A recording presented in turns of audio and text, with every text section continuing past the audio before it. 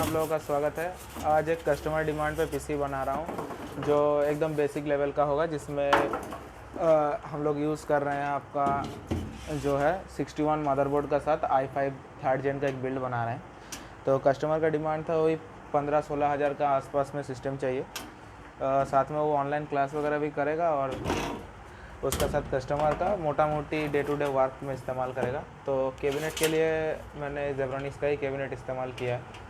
अब देख सकते हैं मॉडल जेब्रॉनिक्स का नॉर्मल कैबिनेट है, जो कैबिनेट विद SMPS हम लोगों के पास अभी 1200 प्लस GST में अवेलेबल है। हार्ड डिस्क के लिए मैंने डाइची कंपनी का इस्तेमाल किया है। डाइची का ये 500 GB हार्ड ड्राइव है। लैपकेयर का मदरबोर्ड रिसेंटली मैं यूज़ कर रहा हूँ, क्योंकि ये 3 ईयर वारंटी का साथ आता है और एक्स्ट्रा 1 मंथ वारंटी भी देता है लैपकेयर, अगर प्रोडक्ट को ऑनलाइन रजिस्टर किया जाए तो। डाइची का रैम इस्तेमाल कर रहा हूँ 4 GB DDR3 का, अब देख सकते हैं। ठीक है, इंटेल का ओरिजिनल जो स्टॉक फैन आता है वही स्टॉक फैन मैं इसमें लगा रहा हूँ। साथ में कस्टमर का जो प्रोसेसर है वो i5 का है, i5 थर्ड जेन। आप प्रोसेसर का भी आराम से देख सकते हैं, i5 थर्ड जेन का प्रोसेसर है। ये प्रोसेसर जेन्युइन प्रोसेसर होता है और हम लोग इसको बल्क में उठाते हैं। बल्क में उठाने की वजह से हम लोगों को भी सस्ता पड़ता है और कस्टमर को भी जेन्युइन प्रोसेसर मिलता है। ये रीमैक प्रोसेसर नहीं है, डायरेक्टली जो पुराना इंटेल का प्रोसेसर जो मार्केट में एक टाइम सेल हो चुका था वो धीरे धीरे राउट होके दोबारा सेल होता है, तो ये रीसेल प्रोसेसर होता है। तो मदरबोर्ड आप देख सकते हैं लैपकेयर का है, फुल्ली सील कंडीशन पे है। तो मदरबोर्ड को सबसे पहले निकाल लेता हूँ। लैपकेयर कंपनी के साथ मेरा काम अभी चल रहा है थोड़ा बहुत। हम जेब्रॉनिक्स भी लगाते हैं, लैपकेयर भी लगाते हैं। हम लोग अभी तो 12 ब्रांड का ऑथराइज सर्विस सेंटर है। तो वही कोशिश रहता है कि जिस प्रोडक्ट में ज़्यादा से ज़्यादा वारंटी रहे कस्टमर को वही प्रोडक्ट देने का, जिससे होगा क्या कि वारंटी में रहता कोई भी दिक्कत होगा तो कंपनी आराम से बोर्ड का जो है क्लेम वगैरह हम लोगों को भी मिल जाता है और कस्टमर को भी दिक्कत नहीं है, और वो ऑल ओवर इंडिया कोई भी सर्विस सेंटर पर जाके ये आराम से करा सकता है। तो आप देख सकते हैं कंप्लीट पीसी बिल्ड मैं आपको दिखा रहा हूँ। बहुत जगह इससे पहले यूट्यूब में आपने भी देखा होगा, लेकिन यही है कि कोई मतलब रियल स्टोरी नहीं दिखाता। सब बोलते ये बोर्ड लगा दिया, वो बोर्ड लगा दिया, कैसे एक्चुअली लगाया जाता है वो चीज़ कोई नहीं दिखाता। तो मैं वही आपको दिखा रहा हूँ। स्टैंड अप जितना भी था मैंने लगा दिया है यहाँ पे। कोई कोई कैबिनेट में स्टैंड अप लगा हुआ भी आता है और किसी किसी में लगाना पड़ता है। तो जेब्रॉनिक्स का कैबिनेट बहुत ही अच्छा चलता है। अभी जेब्रॉनिक्स का हर एक कैबिनेट कोटेड में आता है, तो अच्छी तरह से कोटेड किया हुआ रहता है। सब बाद में यहाँ पे प्रोसेसर को भी लगा लेता हूँ। तो मैंने इसको हटा लिया और प्रोसेसर को जो है यहाँ पे मैं एक बार दिखाना चाहूँगा। जो भी नया कर रहे हैं उसको देख लीजिएगा, यहाँ पे एक छोटा सा सफ़ेद कलर का एरो बना हुआ रहता है। ये जो एरो है, यहाँ का जो छोटा सा एरो है वो दोनों को सेम साइड में रख के प्रोसेसर को जस्ट बैठाना पड़ता है, जैसे ऐसे, और कुछ नहीं करना। प्रोसेसर को रख के थोड़ा सा ऐसे मूव करके देख लीजिएगा, और ऊपर से जो है ये थोड़ा सा ऐसे करके हम लोग लगा देते हैं। बस ये प्रोसेसर एकदम आराम से बैठ गया है, इसमें प्रोसेसर ना हिलेगा ना मूवमेंट करेगा, कुछ नहीं। अगर आप नया फ़ैन ख़रीदेंगे तो फ़ैन में पेस्ट पहले से ही लगा हुआ आता है, तो आपको पेस्ट अलग से लगाने का ज़रूरत नहीं होता। तो फ़ैन को ही मैं इंस्टॉल कर लेता हूँ। ये इंटेल का ही फ़ैन है, आप देख सकते हैं। बाकी जेब्रॉनिक्स वगैरह का भी फ़ैन वगैरह आता है, लेकिन मार्केट में इंटेल अवेलेबल है तो हम लोग इसीलिए यही लगा देते हैं। तो फ़ैन का जितना भी लेग है सबको मैं खींच के एक एक करके निकाल लेता हूँ बाहर। निकालने का बाद जो है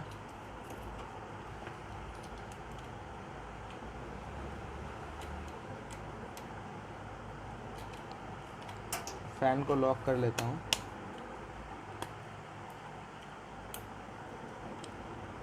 चारों साइड से इसको पुश करके घुमा देना पड़ता है, जिससे कि फ़ैन पूरा लॉक हो जाता है।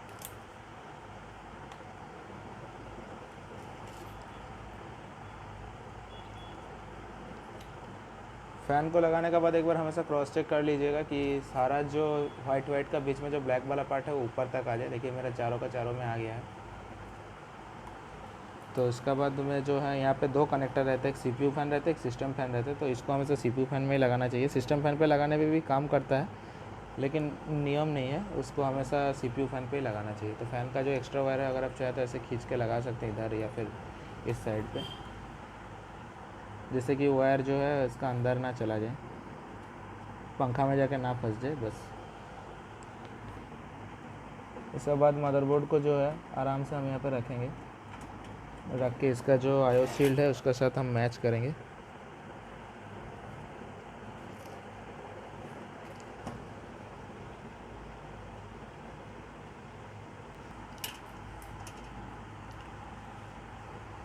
तो मैंने बोर्ड को जो है यहाँ पे रख दिया बड़े आराम से। रखने का बाद जो है एक एक करके मैं स्क्रू को लगा दूँगा। कोशिश कीजिएगा मदरबोर्ड को एकदम जो मदरबोर्ड का जो स्क्रू होता है उसका हेड देखिए इस तरह का होता है, और एक और टाइप का स्क्रू यहाँ पे कैबिनेट का साथ मिलता है जो इस तरफ का होता है। ठीक है, तो ये नहीं है मदरबोर्ड का स्क्रू, ये वाला है जिसका साइड में जैसे वाशर टाइप का बना होता है, और जो स्क्वायर में इस तरह का स्क्रू आता है ये आपका कैबिनेट का अलग स्क्रू होता है, जिसमें आप SMPS वगैरह को लगाने का टाइम काम में आता है। तो बहुत सारा स्क्रू दिया हुआ रहता है अभी का जो कैबिनेट आता है उसका साथ। तो दो साइड, दो कोने में दो लगा दिया, और इधर का साइड में भी दो लग जाएगा। देखिए यहाँ पे देखिए आराम से एकदम स्मूथली बैठा देंगे। सारा मदरबोर्ड को ऐसे ही बनाया जाता है कि कोई भी कैबिनेट हो उस हिसाब से आराम से स्क्रू लग सकता है। तो हमने चारों का चारों स्क्रू को ही लगा दिया।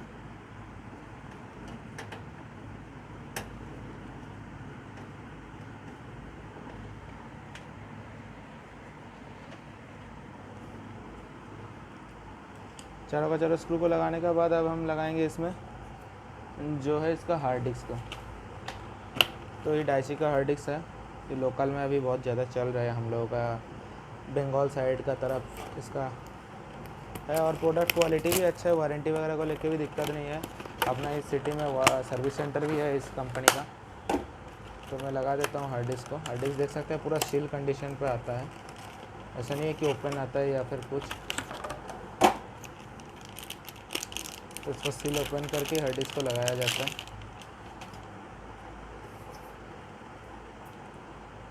हार्ड डिस्क को इंस्टॉल कर लेते हैं। ये सब कैबिनेट में अलग से हार्ड डिस्क इंस्टॉल करने के लिए जगह भी दिया हुआ रहता है, ऊपर एक चैनल बनाया हुआ रहता है, क्योंकि जेब्रॉनिक्स का कैबिनेट में ये चीज़ तो बहुत अच्छा है कि हर एक जो अलग अलग जगह है वो बहुत ही अच्छी तरह से दिया हुआ रहता है। तो कोशिश करूँगा जितना हो सके वीडियो में दिखाने का। तो अब मैं इसमें हार्ड डिस्क को जो है लगा लेता हूँ। बीच बीच में हो सकता है वीडियो एक दो बार पॉज करना पड़ रहा है, क्योंकि कस्टमर आता जाता रहता है तो बात करना पड़ता है, तो हम लोगों को पॉज करके जाना पड़ता है। तो हमने हार्ड डिस्क का एक स्क्रू यहाँ पर लगा दिया, और दूसरा स्क्रू को दूसरे साइड से लगाना पड़ेगा।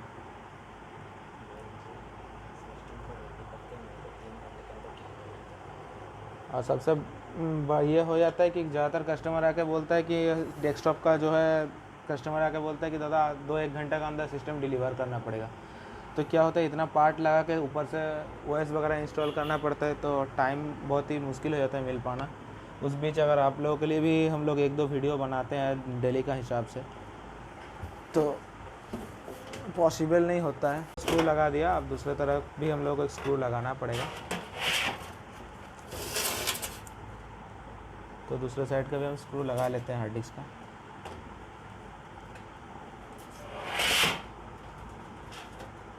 ज़्यादातर लोग हार्ड डिस्क का एक साइड में स्क्रू लगा के छोड़ देते हैं, लेकिन ऐसा करना नहीं चाहिए। अब देख सकते हैं, लेकिन मैं दिखाने का आपको कोशिश करता हूँ। देखिए 2 साइड में स्क्रू रहता है, इसका अंदर का जो चैनल होता है जो वे रखा हुआ रहता है, जहाँ पे हार्ड डिस्क को रखा जाता है उसमें 2 साइड से स्क्रू लगते हैं। तो इधर से एक लगा देना पड़ता है, इधर से भी एक लगाना पड़ता है। अगर नहीं लगाएंगे तो दिक्कत कुछ नहीं है, बट हार्ड डिस्क एक मूविंग पार्ट है, तो जिस वजह से दिक्कत होता है कभी कभी। तो हमेशा हार्ड डिस्क को जो है सही से फिक्स करना चाहिए। ये SSD होता तो मैं भी एक तरफ पे स्क्रू लगा के छोड़ सकता था, लेकिन हार्ड डिस्क के साथ ऐसा नहीं है। तो हमने 2 तरफ का स्क्रू जो है बड़े ध्यान से लगाना पड़ता है। इधर वाला स्क्रू को हमने जो है लगा दिया। अब हम इसमें SMPS को इंस्टॉल करेंगे। तो हार्ड डिस्क को फिक्स करने के बाद जो है SMPS को हम लोग लगा लेते हैं। SMPS को सील पैक में ही आता है, अभी जेब्रॉनिक्स का ही हम SMPS का इस्तेमाल कर रहे हैं। देख सकते हैं जेब्रॉनिक्स का नॉर्मल 450 वाट का ही SMPS है। 1 साल का वारंटी के साथ आता है, और मैं वीडियो डिस्क्रिप्शन में दे दूंगा कितना पार्ट क्या कुछ लगा है उसका पूरा डिटेल में दे दूंगा। हो सके तो मैं अमेज़न का भी बाइंग लिंक दे दूंगा, जहाँ से आप अमेज़न से जाकर ख़रीद सकते हैं। और एक और चीज़ रहा, अगर आप हम लोगों से भी ख़रीदना चाहें तो आप हम लोगों से भी ख़रीद सकते हैं। हम लोग ऑल ओवर इंडिया में कैश ऑन डिलीवरी प्रोवाइड करते हैं। तो हम लोग ऑल ओवर इंडिया में कैश ऑन डिलीवरी प्रोवाइड करते हैं, जिस वजह से बहुत सारा है जो हम लोगों का कस्टमर है वो बाहर का स्टेट में, जैसे गुजरात में जाता है और बाकी का स्टेट में भी जाता है, प्रोडक्ट हम लोग कैश ऑन डिलीवरी में ही देते हैं। जो लगभग अभी ई कॉमर्स मार्केट में लोग अमेज़न या फ्लिपकार्ट से लेते हैं, तो वो लोग भी अमेज़न फ्लिपकार्ट में भी रेट कभी कभी बहुत ही अच्छा मिल जाता है, तो मैं भी कस्टमर को रिकमेंड कर देता हूँ कोई कोई प्रोडक्ट कि हो सके तो अमेज़न में ले लीजिए। और नहीं तो आप हम लोगों से मंगवाना चाहते हैं तो आराम से मंगवा सकते हैं। और जो है SMPS का स्क्रू लगा लिया।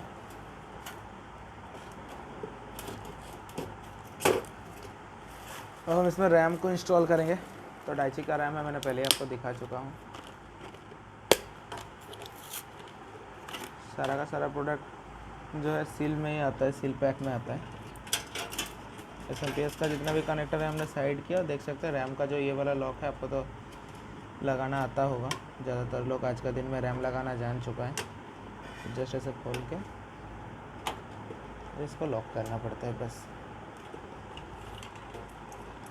ये सब कैबिनेट में एक चीज़ होता है, इसमें केबल मैनेजमेंट के लिए अलग से आपको कुछ करना नहीं होता है,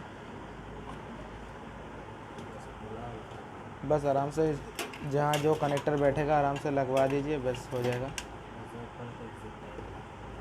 और अगर ज़रूरत पड़े तो आप जिप टाई से भी इसको फिक्स कर सकते हैं। हर एक मदरबोर्ड का जो कनेक्टर का पोजीशन होता है अलग अलग जगह पे होता है, तो ये थोड़ा ध्यान में रखिएगा। देखिए मैंने 4 पिन का कनेक्टर लगा दिया, 24 पिन का कनेक्टर भी लगा दिया। अब जैसे कस्टमर को DVD राइटर का ज़रूरत नहीं है, तो यहाँ पे एक कनेक्टर कस्टमर का कोई काम का नहीं है, तो मैं इसको फोल्ड करके जो है रख दूँगा साइड में, रबर बैंड या फिर जो है इसका जो साथ में जो बंधा हुआ आता है तार का मदद से। और बाकी का सारा वायर को भी मैं जितना हो सके एक जगह ला के आराम से बांध दूँगा, ताकि बाद में जाके ये फ़ैन वगैरह में ना अटक जाए। ज़्यादातर केस में कस्टमर का कंप्लेन आता है कि सिस्टम हीट हो रहा है, और सिस्टम हीट होकर शट डाउन हो जाता है। तो कई बार हमने भी देखा है कि जो केबल्स होता है वो फ़ैन में लग जाता है, जिससे फ़ैन ठीक से घूमता नहीं है, फिर फ़ैन बंद हो जाता है, तो फ़ैन भी ख़राब हो जाता है और ऊपर से बोर्ड हीट हो जाता है और हीट होकर ऑफ हो जाता है। तो आपको हमेशा ये बात ध्यान में रखना चाहिए कि फ़ैन का आसपास में जितना भी तार है थोड़ा सा जो है साफ़ सुथरा रखने का कोशिश करना चाहिए। तो ये हार्ड डिस्क में लग जाएगा, देख सकते हैं हार्ड डिस्क का कनेक्टर है, हमने इसको हार्ड डिस्क में इंस्टॉल कर दिया। और इसका भी वायर थोड़ा बड़ा है, तो मैं इसको भी खींच के जो है यहाँ पे जो मैंने बांधा है उसका साथ इसको भी थोड़ा टाई अप कर दूँगा।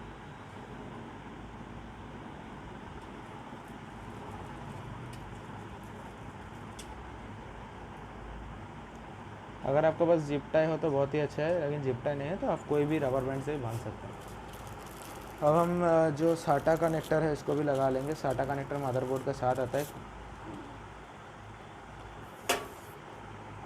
तो हमने साटा कनेक्टर का जो L टाइप कनेक्टर होता है उसको हार्ड डिस्क का साइड में लगाना चाहिए हमेशा, और जो जिसका जो स्ट्रेट होता है वो आपको लगाना है साटा का। चारों में से कोई भी पोर्ट पे लगा सकते हैं, तो मैं 1 नंबर पे लगा देता हूँ।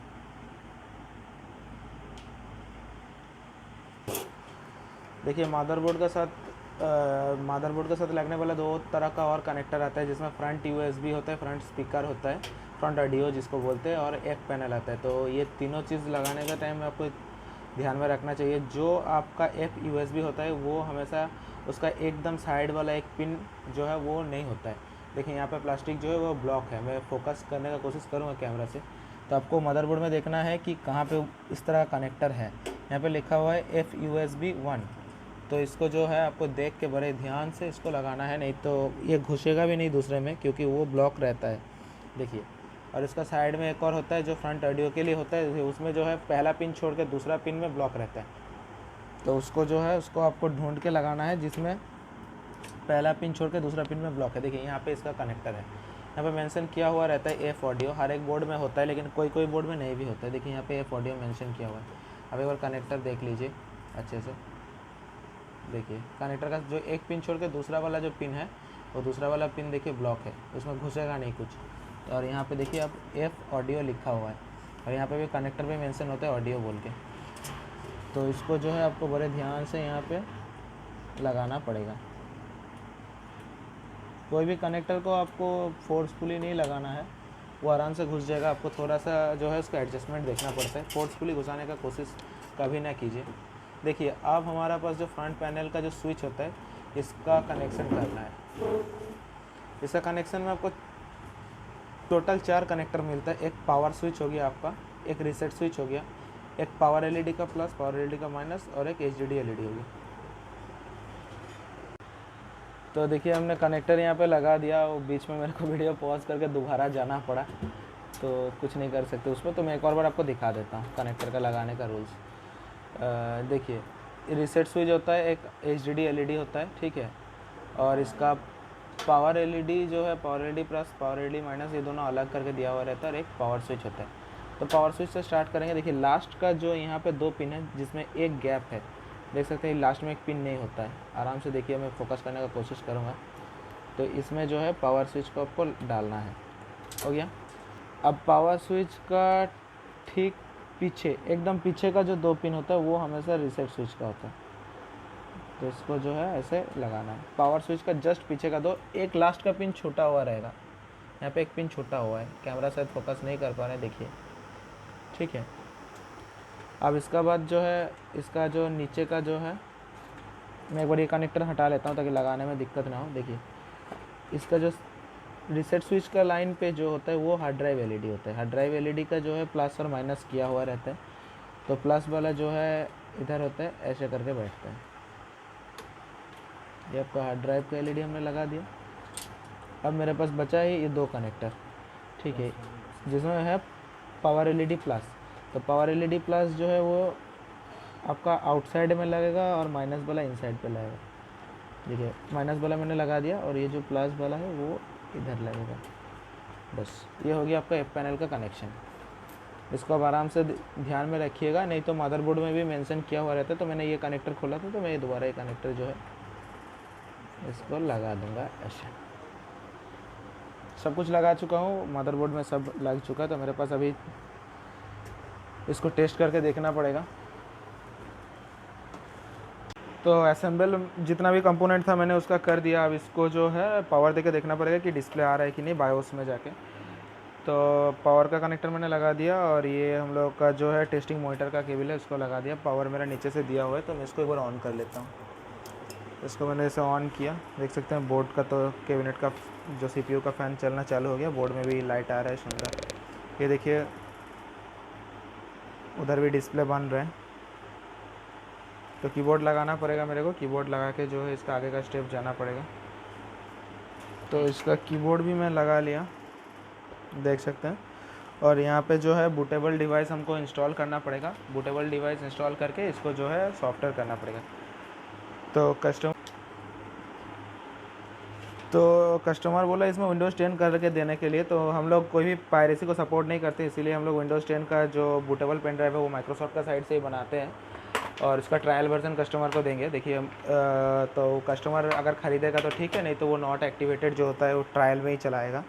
तो देखिए वहाँ पे बोल रहा है कि सिस्टम पे बूटेबल डिवाइस नहीं है। तो मैंने बूटेबल डिवाइस को इंस्टॉल किया। इसके बाद अल्टर, कंट्रोल और डेल तीनों को दबा के इसको रिस्टार्ट किया। रिस्टार्ट करने के बाद जो है यहाँ पे मैं बूट मेनू पे घुसूँगा इसका। देखिए यहाँ पे मैंने F9, F11 और F12 और F10 चारों की में से कोई भी की हो सकता है इसका बूटेबल ड्राइव का किया। तो मैंने साथ ही साथ चारों की को दबाया। इससे क्या होता है कि टाइम भी बचता है, बार बार ट्राई नहीं करना पड़ता है। तो यहाँ पे मैं दिखा सकता हूँ, दिखाऊंगा आपको। देखिए मेरा पेन ड्राइव में जो है विंडोज़ डला है UEFI मोड पे है, और एक नॉर्मल आपका मोड पे है। तो हमेशा मैं UEFI का इस्तेमाल करता हूँ, क्योंकि इसका स्पीड भी अच्छा होता है, और बाद में जाके अगर कस्टमर दूसरा कहीं पे OS डलवाने जाएगा तो वो लोग भी हमेशा UEFI को ही इस्तेमाल करता है।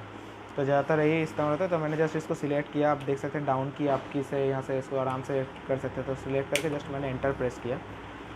एंटर प्रेस करने के बाद मेरे को सिलेक्ट करने के लिए बोल रहे हैं कि सेटअप में कौन सा बिट का लूँ, 64 या 32। तो मैं 64 बिट ही हमेशा रिकमेंड करता हूँ।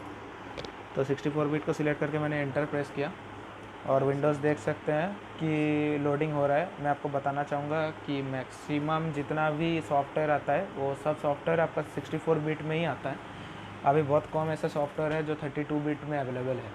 तो 64 बिट अगर आपका सिस्टम पर रहेगा तो आप 32 बिट वाला सॉफ्टवेयर भी चला सकते हैं। तो इसलिए हमेशा 64 बिट में ही जाइए। और अगर आपका 2 GB रैम है या 3 GB रैम है, मतलब 4 GB से कम है, तो फिर आप 32 बिट का साथ जा सकते हैं। तो देख सकते हैं विंडोज़ अपना फाइल जो है लोडिंग कर रहे हैं। तो विंडोज़ 10 का जो है मैं यहाँ पे ट्रायल वर्जन कस्टमर को दूंगा, क्योंकि हम लोग कोई भी पायरेसी को सपोर्ट नहीं करते। तो देख सकते हैं टाइम और करेंसी फॉर्मेट जो है इसको मैं इंग्लिश यूएस ही रहने दूंगा, और कीबोर्ड को भी मैं यूएस रहने दूंगा। इसको एंटर करूँगा और इंस्टॉल कर दूँगा। बाद में जाके कस्टमर चाहे तो डेट टाइम एडजस्ट कर सकते हैं या डेट टाइम चेंज कर सकते हैं, उसको लेके कोई दिक्कत नहीं होता। देखिए यहाँ पे सबसे बड़ा बात है कि कस्टमर के पास अगर की होता तो यहाँ पे मैं की डाल के उसको एक्टिवेट कर देता, लेकिन फ़िलहाल मेरे पास भी की नहीं है और कस्टमर की मेरे से परचेज़ नहीं कर रहे हैं। हो सकता है वो बाद में जाके परचेज़ करे या ना करे, वो कस्टमर के ऊपर टोटली डिपेंड करता है। तो आई डोंट हैव प्रोडक्ट की करके मैं यहाँ पे स्टेप को नेक्स्ट करता हूँ।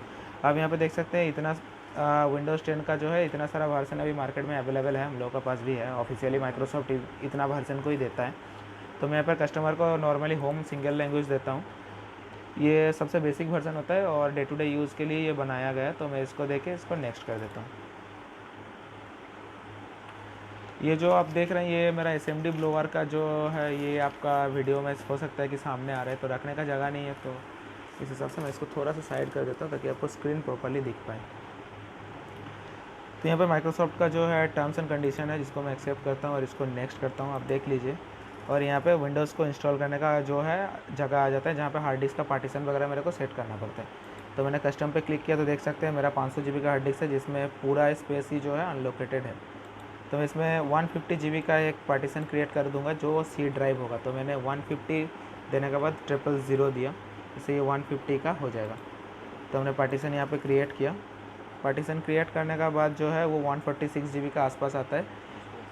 उसका बाद मैं इसको जस्ट नेक्स्ट कर दूंगा। नेक्स्ट करने के बाद देख सकते हैं कि कॉपिंग विंडोज़ फाइल, तो विंडोज़ का जो भी फाइल है वो कॉपी होगा और धीरे धीरे करके इंस्टॉल होगा। अभी ये 0% पे है, तो ये थोड़ा टाइम लेता है। तो इसका बाद मैं आपको दिखाऊंगा। तो मैं इस वीडियो को थोड़ा पॉज कर देता हूँ, क्योंकि ये आपका 15 से 20 मिनट तक टाइम ले सकता है। तो इतना टाइम वीडियो बड़ा करने का कोई फ़ायदा नहीं है। देख सकते हैं 1% हुआ है। तो ये जब तक 95-98 तक आता है उसका बाद मैं वीडियो दोबारा प्ले कर दूँगा।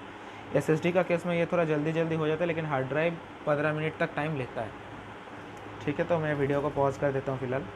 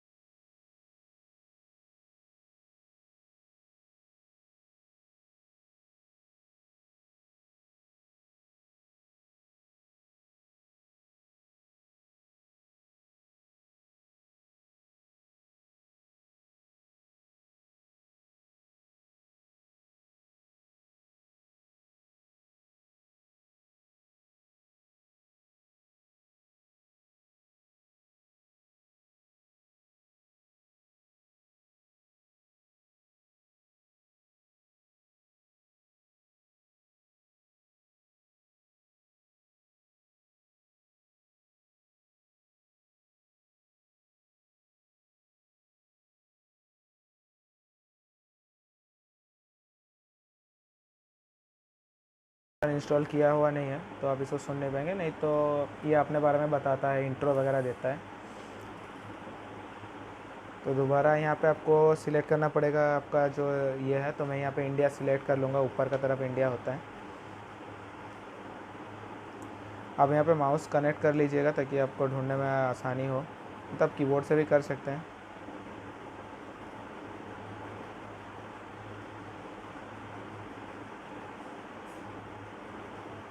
यहाँ पे इंडिया सिलेक्ट कर लिया, उसके बाद यस किया। यस करने के बाद दोबारा एक और बार जस्ट ए मोमेंट आएगा। अब यहाँ पे हमें कीबोर्ड का जो लेआउट है उसको इंग्लिश इंडिया पे रखना है और इसको यस कर देना है। यहाँ पे एक्स्ट्रा कीबोर्ड का लेआउट चाहे तो ऐड कर सकते हैं, बहुत सारा है, लेकिन मैं यहाँ पे इसको स्किप कर देता हूँ क्योंकि ये मैंडेटरी नहीं है। कस्टमर अपना हिसाब से बाद में जाके लैंग्वेज सेट कर सकते हैं। तो यहाँ पे देखिए इंटरनेट के लिए बोल रहा है, तो मेरे पास फ़िलहाल इसमें वाईफाई USB वाईफाई इंस्टॉल किया हुआ नहीं है, तो डोंट हैव इंटरनेट करके मैं इसको स्किप कर देता हूँ।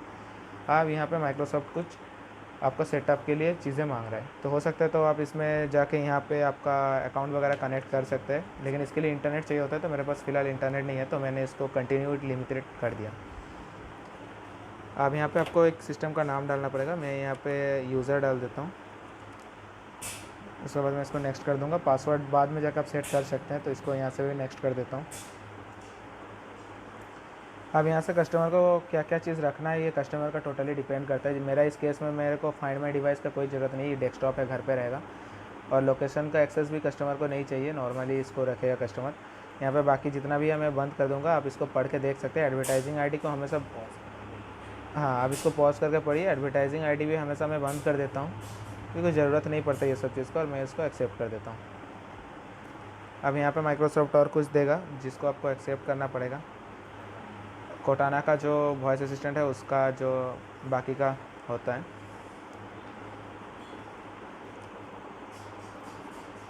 अब इसके बाद आपको थोड़ा सा वेट करना पड़ेगा, ये दोबारा जस्ट मूवमेंट पे जाएगा और सिस्टम एक बार ऑफ होगा तो ये ऑन हो गया।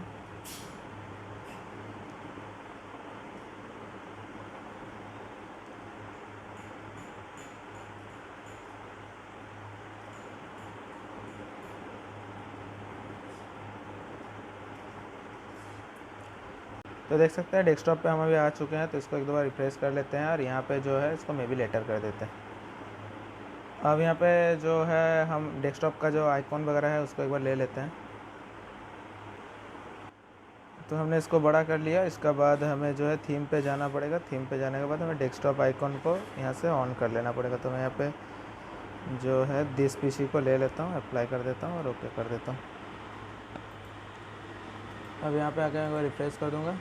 रिफ्रेश करने के बाद मैं आपको दिखा देता हूँ सिस्टम का कॉन्फ़िगरेशन क्या है। देख सकते हैं i5 आपका 3rd जेन है, 3.2 GHz का, 4 GB रैम का साथ है, और ये विंडोज़ का भी आप देख सकते हैं।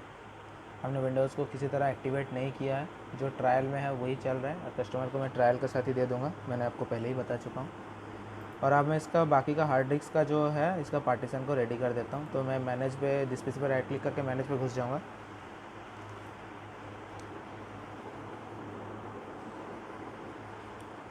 और डिस्क मैनेजमेंट में आ जाऊँगा। अब यहाँ पे देख सकते हैं 319 GB का जो है अनलोकेटेड स्पेस है, जिसको मैं एक सिंपल वॉल्यूम क्रिएट कर दूँगा।